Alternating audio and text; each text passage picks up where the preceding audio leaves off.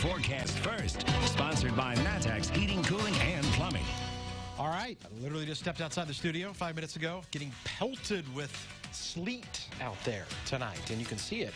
We got this dark blue. That's the radar picking up on the stronger returns. We call it the reflectivity values that then show up on the map. That's going to be some sleet here now, probably from near St. Joe over to Royal, maybe some more over just northwest of Mahomet, maybe towards the Mansfield area, with additional sleet probably around Decatur.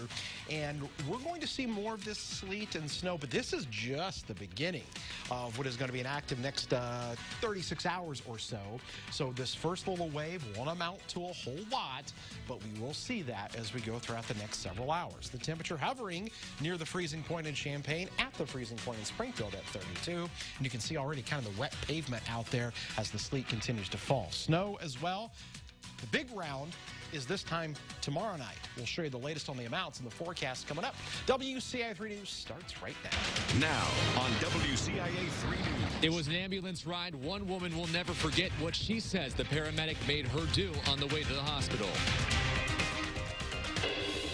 They learned that the money was drug proceeds. Drug money headed to Mexico was intercepted in central Illinois. Wait until you hear just how much was in this truck. Don't know if these were set intentionally. And it was an unusual morning for firefighters, why they let some homes burn. You're watching your local news leader. This is WCIA 3 News at 6.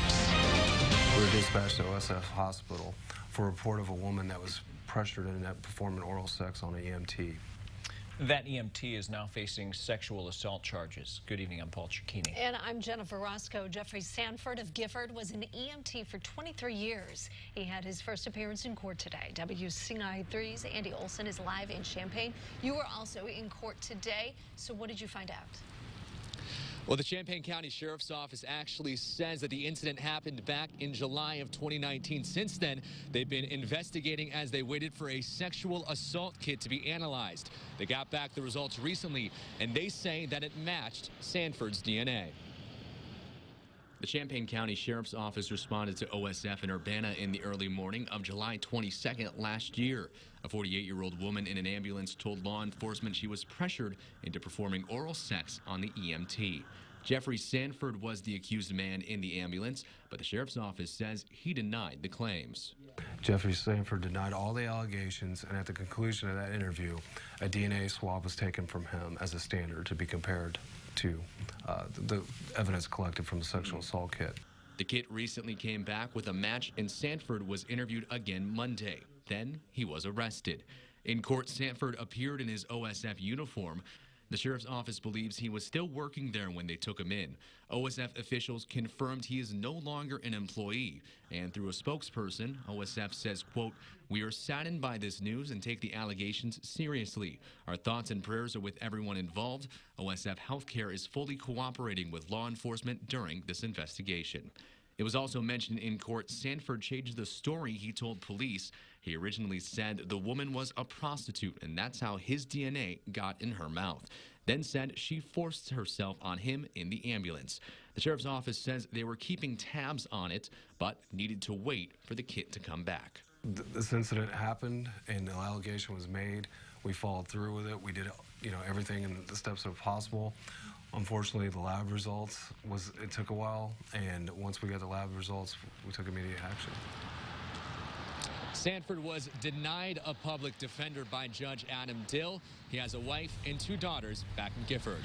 Live in Champaign, Andy Olson, WCIA 3, your local news leader. Andy, thank you so much. A Champaign man was arrested for not properly transporting marijuana. 21-year-old Benjamin Bassey III was pulled over on West Gregory Avenue yesterday.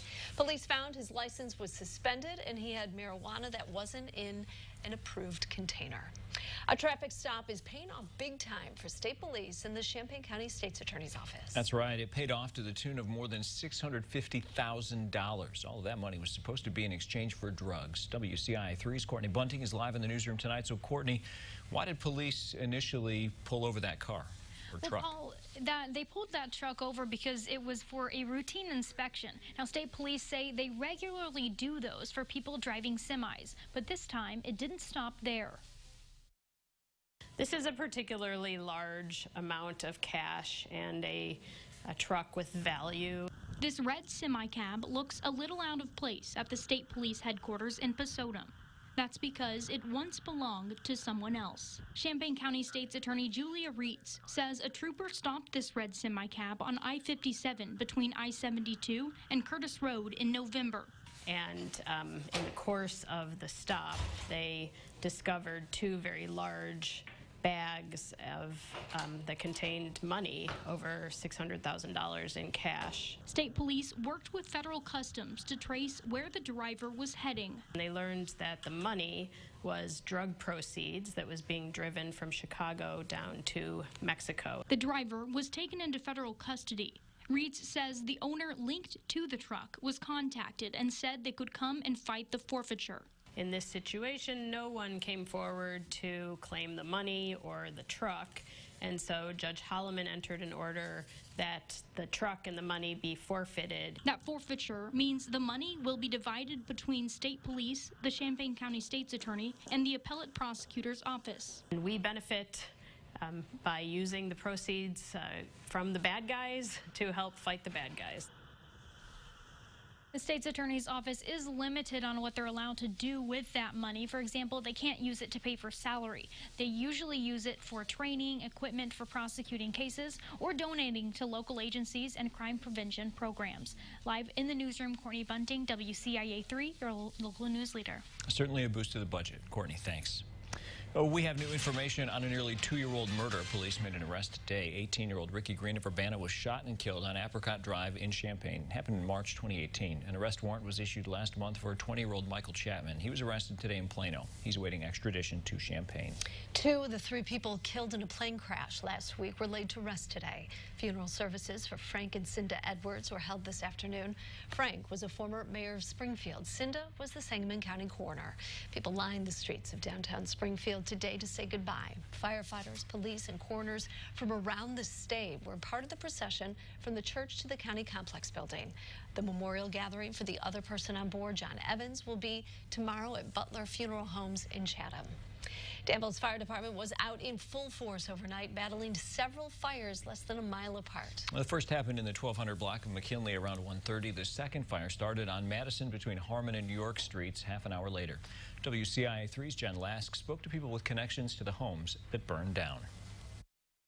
There's nothing left to save but memories after flames engulfed a family's home. And me, my mother, and my brother, we all kind of went through, replaced all the windows, all brand new central air furnace.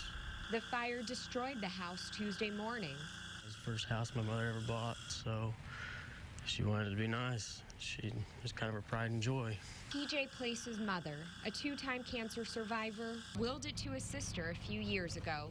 Just because she wasn't sure what the outcome of the surgery was going to be. Place's sister and his niece weren't home when firefighters say the fire started in the bedroom. They attacked the fire from the outside and attempted to go in, back out for their safety, and fire went through the roof. Less than a mile away, crews battled 2 fires in vacant structures where the gas and electricity had already been shut off ahead of demolition for Carl's Consolidated Campus.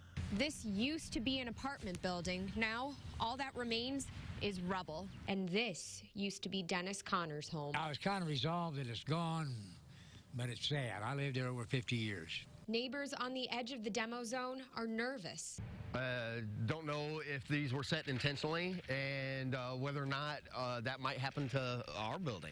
And while firefighters are relieved no one was hurt in either fire, Place says he and his mom are experiencing a different kind of pain.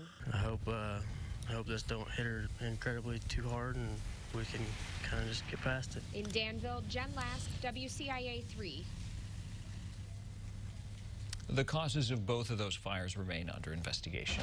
Secretary of State's office is once again in the spotlight. Hundreds of prison inmates were taken off the voter rolls. Also tonight. As you maintain a building that's older, you're just going to have issues. A water leak canceled school at Champaign Central where repairs enough to get kids back to class tomorrow. Already getting a little bit of a taste of that wintry precipitation. You can see it visually on our roofing.inet ratchet weather camera. Those are drops from some snowflakes and sleet that have been falling over the past half an hour in Champaign. Right now, that temperature sits at 34 degrees. And look at that wind at 20 miles an hour. That's making it feel rather chilly. Well, this is just the beginning. As I mentioned, we've got several waves to talk about. The latest on the amounts, and we'll time everything out for you next.